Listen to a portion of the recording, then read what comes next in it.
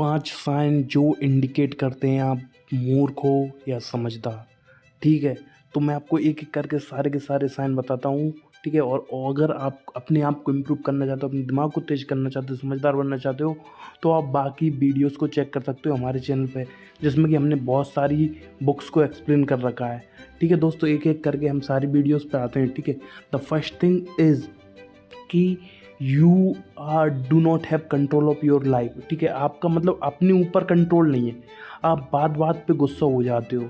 ठीक है, एक जो समझदार व्यक्ति रहता है ना, जो भी कोई भी एक्शन लेने से पहले 2 बार सोच लेता है कि इस एक्शन का क्या क्या प्रभाव पड़ने वाला है मेरी लाइफ में। ठीक है, इस तरीके से आपको आगे बढ़ना है। ठीक है, अगर आप बिना कुछ सोचे समझे कुछ भी एक्शन लेंगे ना, तो आप एक मूर्ख व्यक्ति के कैटेगरी में चले जाते हैं और आप हमेशा अपने आप खुद का नुकसान करोगे। सेकंड, कि जो मूर्ख व्यक्ति रहते हैं ना, वो हमेशा बक करते ही रहते हैं। ठीक है, भले ही उनके पास कुछ बोलने के लिए नहीं है, बट फिर भी वो कुछ ना कुछ बोलना चाहेंगे हमेशा, आप देखोगे। और एक समझदार व्यक्ति हमेशा शांत रहता है, जब ज़रूरत होती है कि बोलना चाहिए तभी बोलता है। ठीक है, तीसरी चीज़, आप एक मूर्ख व्यक्ति से आप बेसिकली इसी चीज़ से पता लगा लोगे कि जब भी आप वो बाहर जाओगे, आप नोटिस कर लोगे, जब भी एक मूर्ख व्यक्ति रहता है ना, किसी से बात करने में रिस्पेक्ट देना जानता ही नहीं है। भले कोई अपन से बड़ा है छोटा है, बात करने में रिस्पेक्ट का बहुत वो रहता है कि तू करके सबसे बोलना। ठीक है, और एक जो समझदार व्यक्ति रहता है, जो सामने वाला रहता है ना, उसके अकॉर्डिंग उसका व्यवहार रहता है। अगर सामने कोई टीचर है, सर है, या पर 30 साल का 35 साल का एक जवान है, या पर किसी से भी बात कर रहा है, किसी कोई पर्टिकुलर पर्सन है, तो बॉडी लैंग्वेज, टोनैलिटी और ये सारी की चीज़ें चेंज हो जाती हैं जो सामने होता है उसके अकॉर्डिंग। ये बात समझना होगा आपको। ठीक है, ये 3 चीज़ें हो गई।